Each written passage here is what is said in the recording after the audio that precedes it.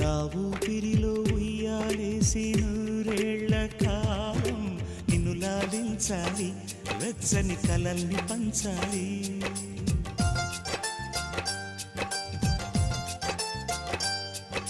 నీ స్నేహంలో స్నానం చేసి నా కన్ని దేహం తరించిపోవాలి, తీయని స్వరాలు పాడాలి.